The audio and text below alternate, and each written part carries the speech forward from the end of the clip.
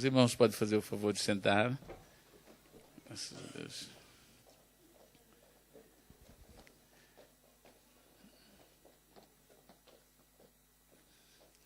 Meus amados irmãos, eu queria convidá-los a abrir a sua Bíblia em Lucas, no capítulo de número 15, e vamos ler a partir do versículo 1 de Lucas.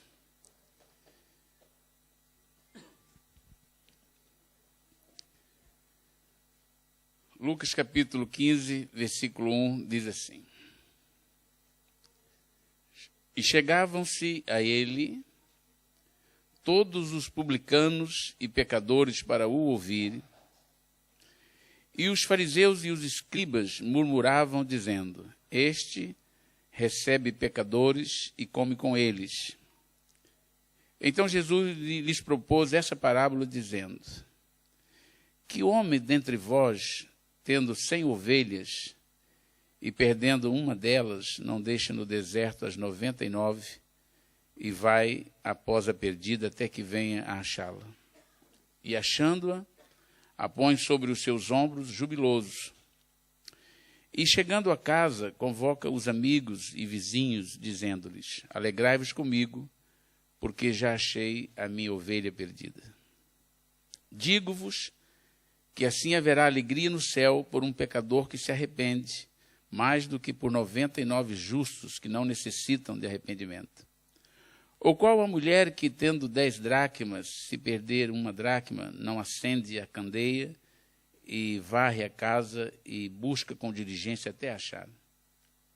E achando-a, convoca as amigas e vizinhas, dizendo: Alegrai-vos comigo, porque já achei a dracma perdida. Assim vos digo que há alegria diante dos anjos de Deus por um pecador que se arrepende. E disse: Um certo homem tinha 2 filhos. E o mais moço deles disse ao pai: Pai, dá-me parte dos bens que me pertencem. E ele repartiu por eles a fazenda. E poucos dias depois, o filho mais novo, ajuntando tudo, partiu para uma terra longínqua, e ali desperdiçou os seus bens, vivendo dissolutamente. E havendo ele gastado tudo, houve naquela terra uma grande fome, e começou a padecer necessidades. E foi e chegou-se a um dos cidadãos daquela terra, o qual o mandou para os seus campos a apacentar porcos. E desejava encher o seu estômago com as bolotas que os porcos comiam, e ninguém lhe dava nada. E tornando-se em si, disse: Quantos jornaleiros de meu pai têm abundância de pão, e eu aqui pereço de fome? Levantar-me-ei, e irei ter com meu pai, e dir-lhe-ei: Pai, pequei contra o céu e perante ti. Já não sou digno de ser chamado teu filho, faz-me como um dos teus jornaleiros. E levantando-se, foi para seu pai, e quando ainda estava longe, viu o seu pai, e se moveu de íntima compaixão, e correndo lançou-se-lhe ao pescoço e o beijou. E o filho lhe disse: Pai, pequei contra o céu e perante ti, e já não sou digno de ser chamado teu filho. Mas o pai disse aos seus servos: Trazei depressa a melhor roupa e vesti-lo, e ponde-lhe um anel na mão e alparca nos pés. E trazei o bezerro cevado e matai-o, e comamos e alegremo-nos, porque este meu filho estava morto e reviveu, tinha se perdido e foi achado. E começaram a alegrar-se. E o seu filho mais velho estava no campo, e quando veio e chegou perto da casa, ouviu a música e as danças. E chamando um dos servos, perguntou-lhe que era aquilo. E ele lhe disse: Veio teu irmão, e teu pai matou o bezerro cevado, porque o recebeu são e salvo. Mas ele se indignou e não queria entrar. E saindo o pai, estava com ele. Mas respondendo ele, disse ao pai: Eis que te sirvo há tantos anos, sem nunca transgredir o teu mandamento, e nunca me deste um cabrito para alegrar-me com os meus amigos. Vindo, porém, este teu filho, que desperdiçou os teus bens com as meretrizes, mataste-lhes o bezerro cevado. E ele lhe diz: Filho, tu estás sempre comigo, e todas as minhas coisas são tuas. Mas era justo alegrarmos-nos e folgarmos, porque este teu irmão estava morto e reviveu, e tinha se perdido e achou-se. Amém. Meus amados irmãos, eu coloquei aqui um tema neste texto e vou tentar transmitir aquilo que Deus colocou no meu coração. E eu escolhi aqui um tema para falar sobre isso e eu coloquei assim: as expectativas sobre um pecador. E eu vou procurar desenvolver esse meu pensamento baseado nessa palavra, expectativa. Quando Jesus veio, ele veio trazer salvação, veio buscar o perdido, os pecadores. O maior interesse de Deus é salvar, é libertar as pessoas. O texto que nós começamos a ler fala que Jesus começou a ser censurado, porque ele estava acolhendo os pecadores. As pessoas vinham a ele, porque sentiam a sua necessidade, sentiam a sua fragilidade espiritual, e eles necessitavam de ajuda. Então via em Jesus a resposta para os seus problemas. E isso causou alguma admiração nos religiosos da época. Então Jesus desenvolveu esse texto que nós lemos. Ele falou das parábolas que aqui lemos, e mostrando aos seus interlocutores que ele realmente estava ali para salvar aquelas pessoas. Eram elas que necessitavam da sua ajuda, do seu socorro, e ele veio por causa delas, como veio por nossa causa. Então, pensando nisso, eu também tive um momento a analisar essa passagem, e como nós estamos, durante este ano, a pensar no serviço cristão, eu comecei a ver que Deus, ele, dentro da sua misericórdia, da sua compaixão, ele não nos deixou abandonado. Ele veio nos buscar. Jesus deixou a sua glória para se dar em nosso favor. Nós já ouvimos aqui a leitura do Isaías 53, que ele foi moído, sofreu todas aquelas afrontas, tudo aquilo por nossa causa. E quando Jesus veio, ele começou a mostrar às pessoas a necessidade que elas tinham de manter um relacionamento com Deus, um arrependimento dos seus pecados e voltar-se para Deus. E ele, então, não se prendeu à questão da religiosidade. O povo estava muito envolvido religiosamente e esquecia do mais importante. E Jesus, então, para aquela cultura, para aqueles termos religiosos, ele parece que ele veio quebrar alguns tabus. E ele, então, numa das suas defesas, se assim podemos dizer, em João capítulo 5, ele vai dizer, quando eles acusaram que ele estava fazendo algum trabalho, algum serviço que fugia às regras religiosas. Por exemplo, ele curava as pessoas, independente do dia. Não havia um dia determinado para que Deus pudesse abençoar as pessoas. E Jesus veio mostrar que Deus podia e pode fazer o bem às pessoas, libertar as pessoas, curar as pessoas, salvar as pessoas, transformar as pessoas a qualquer dia. E eles, nos dias de sábado, que era o dia que eles, os judeus, achavam que nada podia ser feito, e eles, embora não tivessem ordem para não trabalhar, e eu até entendo que a questão aqui do trabalho, nós também precisamos saber que tem tempo para tudo. Há pessoas que não têm tempo nem para chegar em casa, nem para conversar com as famílias, porque estão tão escravizadas pelo trabalho. Isso é claro que é errado. Mas quando Jesus veio, ele veio trazer um confronto àquela crença que se as pessoas fizessem alguma coisa de bem às pessoas, eles consideravam aquilo como um serviço, como um trabalho. E Jesus veio mostrar que Deus estava disposto a fazer o bem às pessoas, independente do dia que fosse. E ele curou pessoas no dia de sábado. Para eles era um pecado, era um crime fazer alguma coisa. E Jesus, então, em João capítulo 5, quando ele cura um paralítico, as pessoas começaram a criticar e condenar o paralítico, porque o paralítico saiu carregando a sua cama, e perguntou quem é que tinha o curado. Ele disse, foi o homem chamado Jesus que me curou. E eles começaram a dizer, mas esse homem não pode ser de Deus. Curar uma pessoa no dia de sábado, fazer um serviço desse no dia de sábado. E Jesus respondeu assim, o meu pai, ele trabalha até agora e eu trabalho também. O que Jesus estava dizendo é que Deus não cruzou os braços diante das necessidades. Deus continua a trabalhar em favor das pessoas. Deus continua a trabalhar em nosso favor, e Jesus diz, como meu Pai trabalha, eu também trabalho. E diz que eles ficaram mais revoltados ainda, porque Jesus não só quebrava a religiosidade dele, mas também se assemelhava ao Pai. E Jesus é Deus, nós sabemos disso. Então, pensando nessa questão do bem-estar das pessoas, na salvação das pessoas e na salvação do pecador, é que eu escrevi alguns apontamentos aqui que vou tentar compartilhar com os irmãos, e eu coloquei sobre as expectativas que recaem sobre os pecadores, sobre a pessoa não salva. Eu gostaria de falar sobre isso. O serviço cristão, ele é a forma espiritual de promover e levar o bem-estar às pessoas, especialmente em se tratando da salvação. Tudo que nós podemos pensar em algum pensamento de Deus é fazer o bem às pessoas, mas principalmente libertar as pessoas, levar salvação às pessoas. Há muitas pessoas que estão preocupadas com os bens materiais. Há pessoas que estão agarradas às coisas espirituais, às coisas materiais. Pessoas que estão presas de tal forma que esquecem do mais importante. Nós já temos falado, eu mesmo já tenho falado aqui algumas vezes, até no sentido assim de brincadeira. Eu já disse aqui que eu nunca vi ninguém, quando morre, fazer o sepultamento aqui, eu digo aqui em Portugal, pode ser que algum país já tenha isso, eu não conheço. Mas eu nunca vi nenhum carro fúnebre levando o corpo e o outro está levando os bens das pessoas para serem sepultados juntos. O que eu vejo muitas das vezes na hora da morte são brigas. Eu já fui em funerais, já fui em velório que os parentes estavam a brigar por causa de alguns meados, alguns dinheiro, alguma coisa, alguns euros que estava na conta bancária.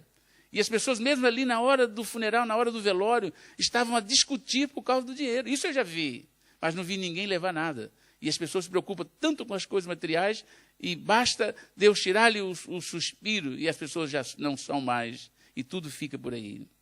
Mas o mais importante é a salvação e o serviço de Deus.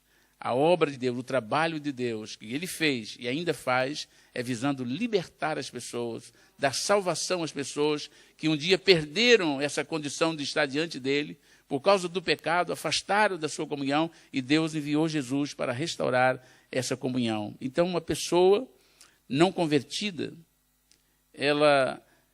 e denominada de pecadora por nós, e pela palavra de Deus também, enquanto indivíduo, ela vive sob 3 formas de expectativa. E é essa aqui a minha exploração neste assunto. Ela vive sob a expectativa celestial, sobre a expectativa humana e a expectativa maligna.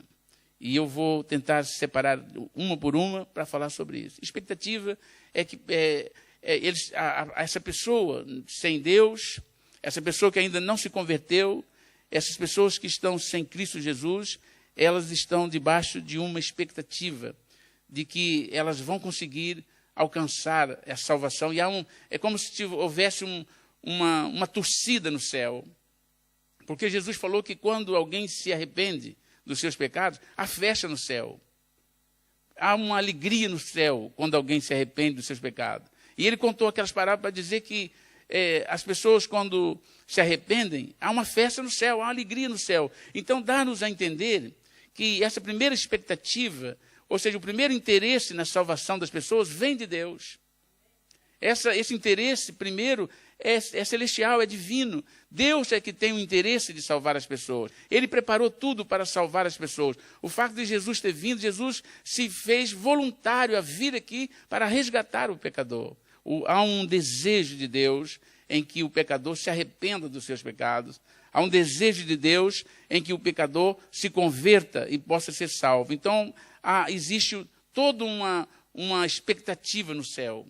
Se nós pudéssemos espiritualizar essa situação, nós íamos olhar agora, espiritualizando essa situação, nós podíamos pensar assim, lá no céu, os anjos, os arcanjos, os querubins, os serafins e o próprio Deus está de lá atento, olhando, esperando que algum pecador ouça a palavra de Deus e se arrependa para que eles façam uma grande festa no céu. Porque Jesus diz que há maior alegria no céu por um pecador que se arrepende do que por 99 justos. Porque ele contou a parábola das ovelhas, que uma delas desgarrou, e diz que quando aquele senhor, o dono daquela ovelha, achou aquela ovelha perdida, diz que ele chamou os seus amigos e se alegrou. Então eu acredito que existe todo o interesse de Deus para que o pecador seja salvo. Até porque ele pagou um preço caríssimo pelas almas. Ele tem desejo, tem anseio para poder salvar o pecador. Muitas vezes o pecador não compreende isso, mas essa é a primeira expectativa.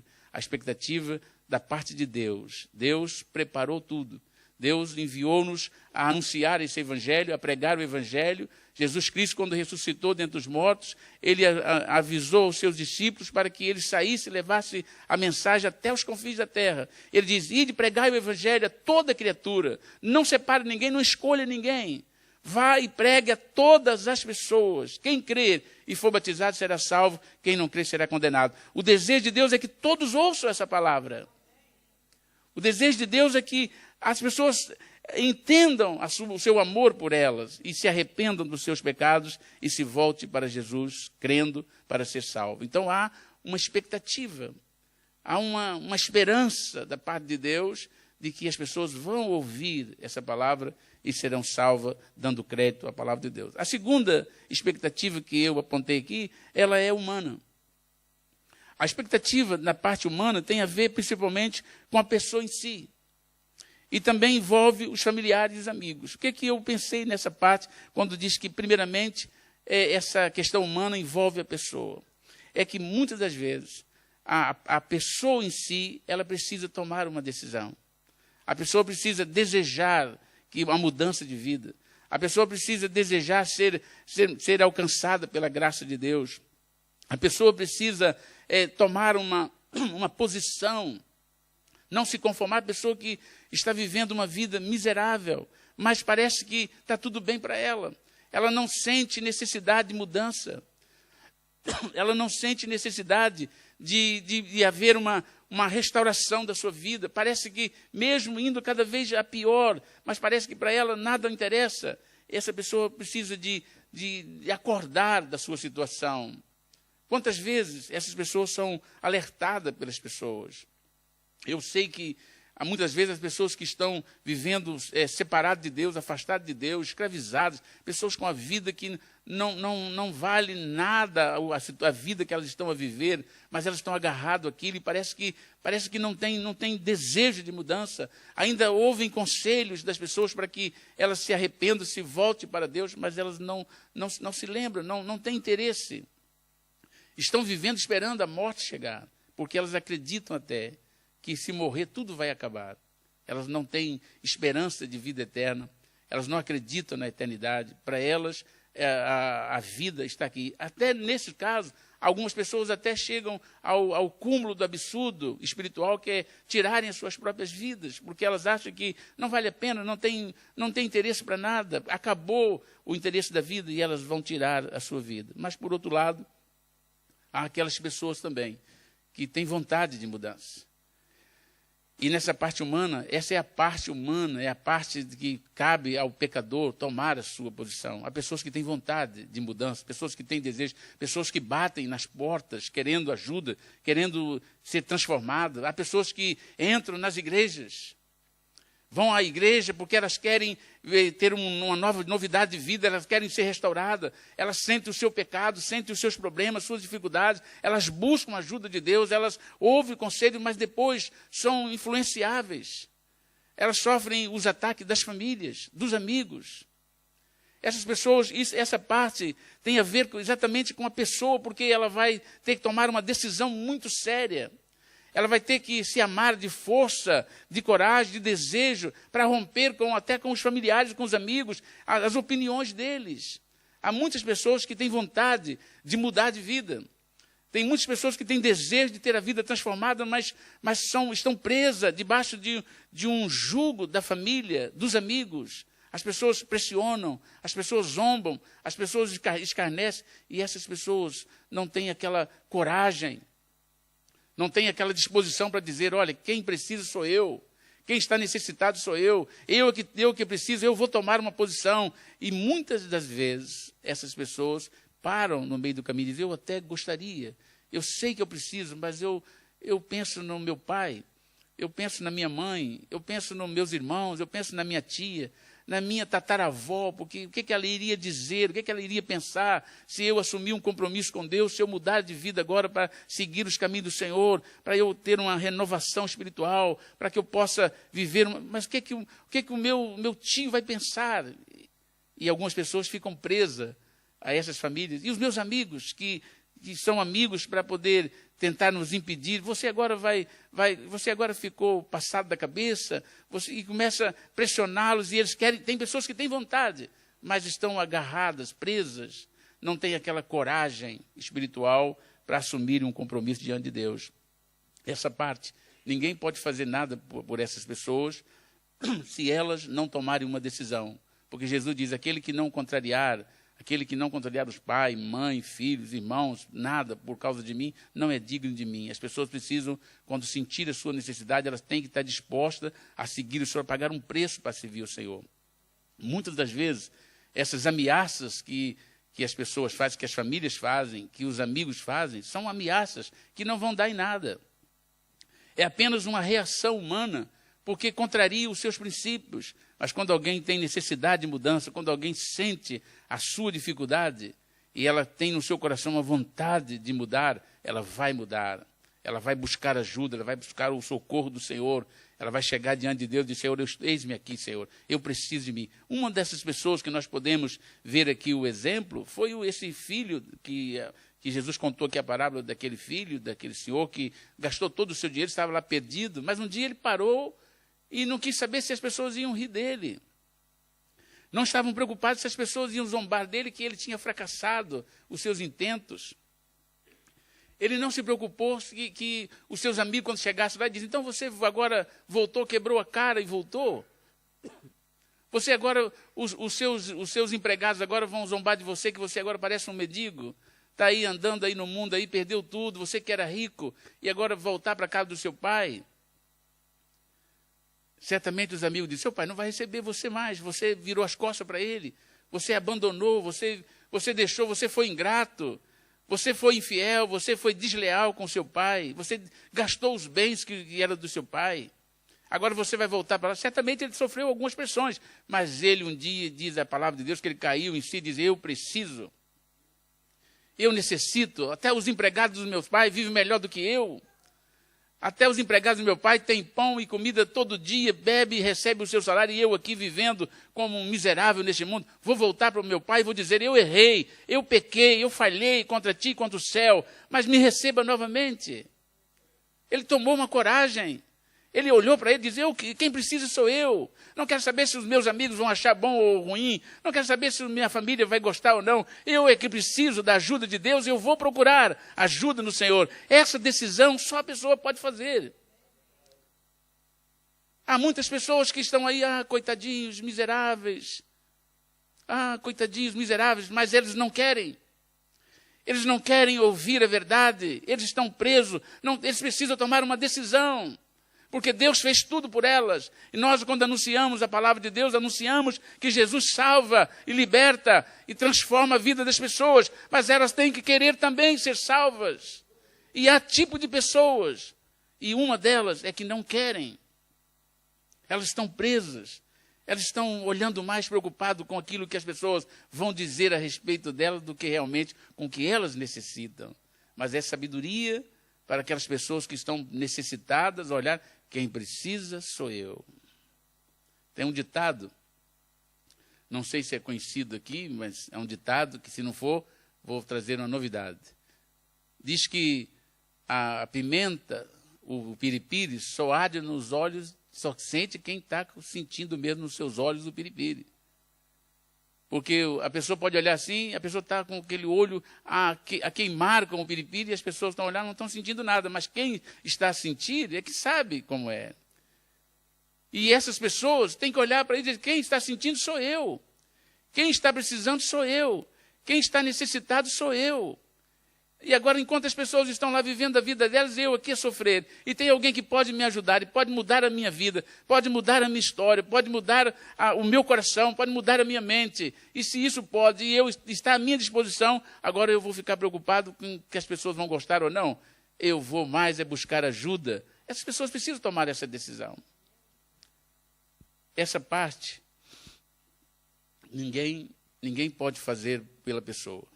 Por mais que nós gostemos de uma pessoa, nós não temos como transformá-la e nem tomar a decisão por ela. Se nós pudéssemos, pelo menos falo por minha parte, não seria ninguém que eu contactasse com ela que não fosse salvo em Jesus Cristo. Se chegasse perto de mim e disse, você, a partir de hoje, você agora é salvo. Você agora já vai para o céu. Encontrava outra pessoa e você agora também já é salvo, vai para o céu. Mas essa decisão, primeiramente, a vontade é de Deus. Primeiramente, o desejo de Deus. E a Bíblia diz que Deus fez tudo. Jesus, quando expirou ali na cruz do Calvário, ele diz, está consumado. A obra expiatória, a obra de restauração, de salvação foi concluída. E agora ele diz, agora vai e anuncia essa palavra, pregue essa palavra.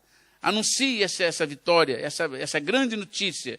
Quem crer e for batizado será salvo. Então a proposta de Deus é que todas as pessoas possam crer. E a Bíblia diz que o desejo de Deus é que todos se arrependam, que todos venham ao conhecimento de Deus e conheçam Deus e se arrependam, porque Deus deseja a salvação de todas as pessoas. Elas precisam tomar. A terceira parte que eu anotei aqui, a expectativa, nessa expectativa dos amigos, melhor dizendo, a segunda ainda, dos amigos, dos familiares, parece que eles ficam torcendo. Há pessoas que ficam torcendo pela positiva e pela negativa. Peço licença, irmão, para tomar um pouco de água. Primeiramente, eu vou falar pela negativa. Algumas pessoas, amigos e famílias, dessa parte humana aí que depende da pessoa, fica assim. Os negativos. Tomara que essa pessoa, o amigo, tomara que eles não ouçam esses conselhos que estão lhe dando. Quando vê que alguém está buscando a ajuda de Deus, eles começam a pensar, agora, tomara que eles não dê crédito, parece que eles vão ficar passados da cabeça, vão começar a acreditar nessas coisas, e vão torcer para que a pessoa não possa vir a aceitar Jesus. Vão fazer algumas coisas para poder impedir as pessoas. Vão dizer, por exemplo, você agora se for lá para a igreja, você vai perder tudo, eles vão tomar tudo que você tem. Se você for para a igreja, o pastor, então, você agora vai dar todo o seu dinheiro para o pastor. Você não faça isso. Se você for lá para a igreja, você agora vai começar a seguir na igreja, você vai procurar ajuda na igreja. Aquelas pessoas são tudo fanáticas. Elas não riem, elas não cantam, elas não fazem confraternizações no almoços, não comem churrasco, não fazem caldeiradas. Eles é tudo bitolados. Eles só pensam na Bíblia. Eles têm um livro preto e alguns brancos e rosas já. E eles então estão formatados. Eles começam agora tudo aquilo, eles só querem aquilo. Eu tenho lá um conhecido que ele agora nem faz mais isso, nem faz mais aquilo. Aquilo é uma coisa terrível. E fica torcendo para que as pessoas, os seus amigos, os seus familiares, não se convertam. E depois reclamam. O engraçado é que quando um desses familiares estão passando pelos problemas, dificuldades e as lutas, começa a dizer, parece que Deus não existe. Se Deus existisse, não acontecia isso. Se Deus existisse, isso não podia acontecer. Mas não querem nada com Deus. E quando alguém que está necessitado, precisando, e ouve a palavra, alguém chega lá, dá um conselho, olha, vamos fazer isso, Deus pode mudar. Olha, cuidado, não vai dar essas créditos. E os amigos, e você agora vai acreditar? Olha, não vai mais jogar no nosso time. Você agora não vai mais jogar no nosso time. Você agora não vai fazer mais parte. Olha, cuidado. Porque agora, lembra quando nós vamos fazer isso aqui, você já não vai poder. Vai para essas coisas que eles vão te proibir de tudo. Continue na miséria em que você está. Parece que eles estão dizendo, continue miserável como está. Continue caminhando nessa miséria de vida, porque o inferno te espera. Parece que eles desejam isso. mas pela positiva, eu posso dizer que nós, que já conhecemos o Senhor, que experimentamos, ficamos aqui a torcer para que alguém ouça essa palavra, entenda essa palavra e converta ao Senhor, arrependa dos seus pecados. Parece que nós queremos ver, o nosso desejo, a nossa expectativa é que os nossos familiares caiam a ficha, que os nossos familiares, aconteça com eles o que aconteceu conosco, que a nossa mente se abra, que a cegueira espiritual caia, os nossos olhos do entendimento sejam abertos e nós compreendamos que Deus nos ama e perdoou e perdoa os nossos pecados e transforma a nossa vida. Nós andamos na expectativa de ver os nossos familiares, os nossos amigos convertidos. Nós desejamos, nós falamos, nós fazemos, nós agimos, nós trabalhamos, nós servimos no intuito de ver as pessoas alcançadas pelo Senhor. O desejo nosso é que as pessoas sejam transformadas. Nós aqui como igreja, nós temos o maior desejo de ver essa cidade de Portimão transformada pelo poder de Deus. Estamos trabalhando, estamos buscando a Deus ajuda para poder ser bênção neste lugar.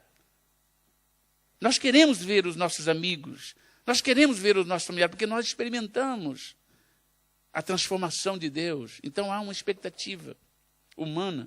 Aqueles que querem que as pessoas sejam transformadas, é o nosso caso, e há aquela expectativa das pessoas que dizem, vou fazer de tudo para que ela não acredite nisso. Humanamente falando. Mas há a pior, que eu anotei aqui, que é a expectativa maligna. O que o diabo espera? Qual é a esperança do diabo? Essa expectativa maligna está diretamente ligada aos poderes das trevas. Existe toda uma força, existe toda umas hostes infernais, existe todo um movimento do inferno, liderado por Satanás, que comandando os seus demônios fazem de tudo para que as pessoas não creiam em Jesus. O inferno se mobiliza para poder impedir as pessoas de crer a verdade. Inventam mentiras religiosas. Criam crendices religiosas.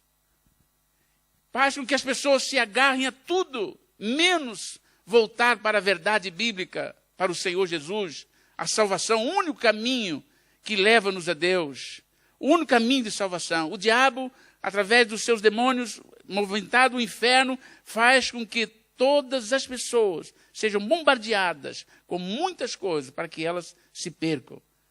Há uma torcida no inferno, há uma claque no inferno, torcendo para que as pessoas se percam. O diabo tentou impedir que Jesus realizasse a nossa salvação. Ele tentou impedir que Jesus viesse a este mundo. Ele tentou impedir que Jesus não fizesse o sacrifício lá na cruz do Calvário para nos salvar. Como ele não conseguiu, ele tentou, achou que Jesus fosse ficar morto, mas Jesus ressuscitou ao terceiro dia, tomou-lhe a chave. Mas ele continua insistindo, faz de tudo para que eu e você se perca. Mas graças a Deus, que aqueles que estão em Cristo Jesus estão seguros por ele. Jesus diz, da minha mão ninguém o arrebata. Mas há muitas pessoas que estão sendo bombardeadas com mentira, com ilusões, com engano, com dolos, para fazer as pessoas não acreditarem a verdade. Diz assim, você vai acreditar? Quem é que voltou lá depois de morto para dizer que é verdade isso? O diabo diz assim, você acredita nessas mentiras? A pessoa quando morre, acabou. A pessoa vai para o chão e lá o corpo derrete todo, fica lá o cabelo algum tempo, as ossadas, e aquilo acaba. Não existe nada depois da morte. E depois assim, você acredita que o pecador, você que fez tanta coisa errada, você acredita agora que tem solução para você? Você acredita que depois que você praticou tantas coisas erradas, você acha que a morte de Jesus Cristo lá no Calvário, o sacrifício que ele usou, o sangue que ele verteu, se aquilo justifica alguma coisa? Não acredita nisso. Quantas religiões há no mundo? O diabo faz de tudo para enganar as pessoas, para iludir as pessoas. E há uma expectativa do inferno para que as pessoas não acreditem. Quando Paulo estava pregando a palavra de Deus numa região missionária, ele começou a falar do evangelho, começou a falar da salvação, e tinha lá um procônsul, Sérgio Paulo. Aquele homem começou a dar atenção, ele queria, necessitava. Ele começou a dar atenção à palavra que Paulo estava pregando. O desejo dele era ouvir aquela verdade, e tinha lá um homem que estava ao lado do procônsul e começava de tudo tentando impedi-lo de acreditar naquilo que Paulo estava falando. O diabo estava usando aquele homem para dizer: não acredita nessa mensagem. E Paulo certamente estava dizendo: você é um pecador, precisa de salvação, e Jesus morreu pelos seus pecados. Se você aceitar, você não vai ter mais pecado. Seu nome vai ser escrito no livro da vida. O seu coração vai ser transformado, a sua mente é transformada. Você vai receber o perdão de Deus, será uma nova criatura. Você vai passar da morte para a vida. O Espírito de Deus virá sobre ti. Você será cheio do Espírito Santo. Receberás o Espírito. E o diabo estava ali usando aquele homem: não acredita nisso, isso é mentira. O diabo vai fazer de tudo. E Paulo, naquele dia que estava pregando, encheu-se daquele homem e diz: ó filho do diabo, que só serve para impedir, para falar, para ser contra as coisas de Deus, ficará cego por um tempo até que se arrependa do seu pecado. Porque o diabo usa as pessoas. O diabo vai fazer muitas coisas. Ele vai usar a tecnologia, ele vai usar a ciência, ele vai usar os amigos, ele vai usar as famílias. Ele vai usar os conceitos que o mundo tem propagado, tentando distorcer tudo, inventar e destruir aquilo que Deus tem de mais precioso, que é o amor que Ele tem por você. O diabo vai fazer de tudo para que você não creia no amor de Deus. Ele vai fazer: Deus não te ama. E muitas dessas pessoas que estão vivendo afastadas de Deus estão debaixo de um ataque tremendo de Satanás, para que elas não acreditem. Não dê crédito a isso. E quando as pessoas começam parece que começam a acordar para a verdade, o diabo começa a inventar alguns tipos de ritualismo religioso para que as pessoas possam ser enganadas. Aí diz que não, você faz você quer consertar, você quer ser purificado, então faz um tempo de meditação. Você pode fazer, quer melhorar, você para consertar, melhorar a sua vida, você pode fazer um tempo de meditação, senta um pouco, procura um lugar retirado, fica em silêncio, para um pouquinho, começa a fazer uma introspecção, começa a ver os seus erros, começa a arrepender, fica ali quietinho. Isso é o suficiente para você se purificar, você vai ficar uma pessoa melhor. Até pode ficar melhor, porque é dever de todas as pessoas serem pessoas boas, porque Deus criou-nos para ser bom, mas o diabo, por causa que trazer o pecado, por causa do pecado, nós apanhamos a natureza pecaminosa e hoje fazemos tudo aquilo que nós não queremos fazer. Porque Deus nos criou para ser pessoas boas, realmente. E depois cria um monte de situação. Não, você faz o seguinte: você faz promessas. Você, para ser salvo, você quer ser salvo, quer mudar? Então, vou te dar um conselho. Você faz um monte de promessa. Você começa a fazer promessa, você faz promessa para isso, para aquilo outro. Começa a fazer muitas coisas e você vai ver que vai ter uma força te ajudando. E você, então, vai poder conseguir. E muitas coisas dessas prende as pessoas. E a verdade passa ao lado. Mas Jesus diz assim: quando a pessoa ouve o Evangelho é pregado, e nós, como servos de Deus, já fomos alcançados, temos o dever de realizar esse trabalho, esse serviço de anunciar a palavra de Deus a toda criatura. Jesus diz: ouvireis a verdade, conhecereis a verdade, e a verdade vos libertará. Se vocês permanecerem na minha palavra, vocês conhecerão a verdade vos libertará. A verdade de Deus liberta. Então, essa arma que o inimigo usa tem levado muita gente para o inferno. O diabo tem conseguido enganar muitas pessoas. Tem conseguido fazer as pessoas perderem a confiança em Deus. E as pessoas dizem que não existe Deus que nada. E o diabo diz: não existe mesmo. Sabe por que o diabo faz isso? Porque ele sabe o final que ele terá. Ele sabe o juízo que ele tem que enfrentar. Ele sabe o destino final dele. E ele quer levar o máximo possível com ele. E ele vai tentar impedir as pessoas de acreditar no Evangelho, de acreditar na verdade. Então, existem 3 expectativas. A de Deus é que nós creiamos, sejamos salvos e voltemos-nos para Ele. O maior interesse dele é que no céu haja uma festa, toda hora, todo momento, todo dia, todo instante, com as pessoas se arrependendo e voltando para Jesus. E o céu estará em festa. É como se tivesse uma comissão de festa no céu.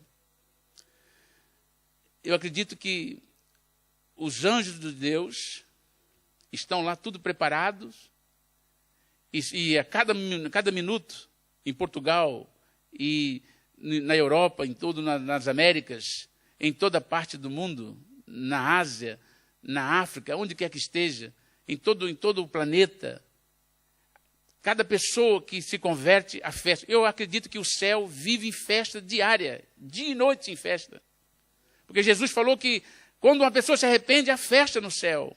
Então eu acredito que existe uma comissão de festa no céu, só para elaborar festa por causa dos perdidos. E há uma expectativa. Quantos virão agora dessa vez? E daqui a pouco só está chegando gente no céu, os seus nomes sendo escritos no livro da vida e eles fazendo festa. A primeira expectativa é de Deus. Deus deseja a salvação das pessoas. Ninguém mais do que Deus deseja que o pecador se arrependa. Eu posso desejar, você pode desejar, mas ninguém mais do que Deus está interessado na salvação do pecador. A segunda, essa parte humana, ela está dividida em duas partes, na positiva e na negativa. A negativa é quando os familiares e os amigos fazem de tudo para o seu familiar, para aquele que deseja. Talvez nessa noite eu esteja a falar com alguém que está em cima do muro, como se diz. Esteja a tentar tomar uma decisão, mas está sendo pressionado pela negativa.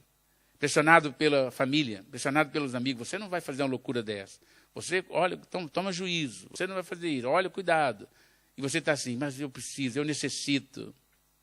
Talvez você que me ouve agora em casa, você está precisando, necessitado, está querendo tomar uma decisão, mas está debaixo dessa pressão. Então, essa negativa, mas também há outro que diz assim, olha, vai em frente, tenha coragem, tenha bom ânimo. Você vai ver a mudança, você vai ver a transformação, você vai ver o que vai acontecer contigo. Deus vai te abençoar, Deus vai abrir as portas, Deus vai fazer de você uma nova criatura, Deus vai te honrar, Deus vai honrar a tua fé, Deus vai ser glorificado na sua vida. Há uma expectativa de que você tome essa decisão, há uma esperança de que você tome essa decisão. E depois a terceira, que essa é a mais cruel, é a maligna. Como disse aqui, o diabo não fica satisfeito quando alguém se converte ao Senhor. Ele vai fazer de tudo, ele vai tentar de todos os meios impedir as pessoas. E a maior arma que o inimigo usa é a mentira. Jesus falou dele que ele é o pai da mentira. Ele é o pai da mentira, ele nunca falou a verdade, sempre diz a mentira, e quando ele fala mentira, fala do que lhe é próprio, porque ele é o pai da mentira. Então ele vai fazer de tudo, usar todos os tipos de mentira, para impedir a pessoa, o pecador, de se converter ao Senhor. Mas graças a Deus, que o Espírito de Deus convence o homem do pecado, da justiça e do juízo. Deus trabalha no coração das pessoas, Deus está dando oportunidade, Deus está exortando as pessoas, trazendo as pessoas para o arrependimento. Na expectativa celestial, Jesus veio buscar e salvar o que se havia perdido. Lucas capítulo 19, 10 diz que ele foi duramente acusado por ser amigo dos pecadores, em Lucas 15. Os fariseus e os escribas murmuravam de Jesus, dizendo que ele recebia os pecadores, que ele comia com os pecadores. Ele foi condenado, a acusação que Jesus sofria, que ele era amigo dos pecadores. Ele estava pronto para acolher os pecadores, para salvar. Jesus continua assim, trazendo resposta, trazendo solução. Visto que os religiosos, presos nos seus preconceitos, condenavam Jesus pelo seu amor e compaixão pelos perdidos, então Jesus citou aquelas parábolas que nós citamos para poder trazer despertamento às pessoas, dizendo, Deus ama, e quando alguém se arrepende, há alegria no céu. E nessa noite, ele continua trazendo ao coração das pessoas essa necessidade de trazer restauração para a sua vida. Todos nós temos desejo de ver, ansiamos a salvação dos nossos familiares e dos nossos amigos. Nós que um dia já encontramos o Senhor, estamos ansiosos para ver a salvação das pessoas. Há famílias aqui que oram pelos seus familiares. Há famílias que estão intercedendo pelos seus familiares, têm desejo de ver os seus familiares transformados. Nós desejamos que as pessoas estejam transformadas. Então, neste momento, enquanto o próprio Deus, os seres angelicais e os crentes salvos de todo o mundo unem-se numa expectativa numa linguagem humana, poderia dizer que eles estão torcendo pela salvação, o inferno se mobiliza com todas as suas armas para tentar neutralizar a aproximação do pecador a Deus. Mas Deus sempre dará vitória àqueles que nele confiarem e o buscarem.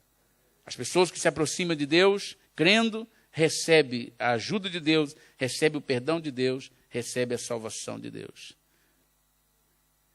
O autor aos Hebreus, no capítulo 12, já concluindo, diz que nós, os crentes, para nós, os crentes, nós estamos rodeados, capítulo 12, versículo 1 e 2, diz que, portanto, nós também, nós não estamos livres de ser exortados para compreender que existe uma expectativa. Portanto, nós também, pois que estamos rodeados de uma tão grande nuvem de testemunhas, deixemos todo o embaraço e o pecado que tão de perto nos rodeia e corramos com paciência a carreira que nos está proposta, olhando para Jesus, autor e consumador da fé, o qual, pelo gozo que lhe estava proposto, suportou a cruz, desprezando a afronta, e assentou-se à destra do trono de Deus. Nós temos, quando nós lemos o capítulo 11 dessa carta aos Hebreus, nós vimos ali as nossas testemunhas, nós vimos ali os heróis, chamados heróis da fé, nossos irmãos de todos os tempos que enfrentaram tudo, que passaram por todas as dificuldades, mas não deixaram de seguir o Senhor, permaneceram confiantes. A expectativa nossa deve ser essa. Assim como eles venceram, nós também em Cristo vamos vencer. Nós olhamos para o Senhor Jesus, autor e consumador da fé. Existe uma nuvem de testemunha. Há tantos testemunhos de vitória que as pessoas confiaram no Senhor, continuaram firmes confiando no Senhor. E nós também olhamos para eles e olhamos os seus exemplos de fidelidade. E nós continuamos olhando para Jesus, não nos embaraçando com nada nessa vida, mas olhando para Jesus, autor e consumador da fé. Como igreja do Senhor, nossa expectativa nessa noite é que você que nos ouve, que ainda não aceitou Jesus, você que ainda não tomou uma decisão ao lado de Jesus, você que anda em pecado, você que está com a vida fora da vida de Deus, você que não está andando de acordo com a vontade de Deus, você que precisa de perdão, o nosso desejo, a nossa expectativa é que você não ignore o amor de Deus e aceite a Jesus Cristo como seu único e suficiente Salvador e Senhor da sua alma. O nosso desejo, a nossa expectativa, a nossa esperança é que a pessoa, ao ouvir a palavra de Deus, não endureça o coração, não rejeite esse amor de Deus. Enquanto o inferno, enquanto algumas pessoas desejam que você não tome a decisão, nós, como salvos em Jesus Cristo, como igreja do Senhor, nós estamos na expectativa, na esperança, no desejo de que você assuma esse compromisso com o Senhor, tome essa decisão ao lado do Senhor e seja salvo. Nós estamos na expectativa de celebrarmos a sua decisão com uma grande festa. Vai ser aqui na terra, assim como é lá no céu. Porque quando alguém se arrepende, no céu há festa. Deus abençoe. Fiquemos de pé.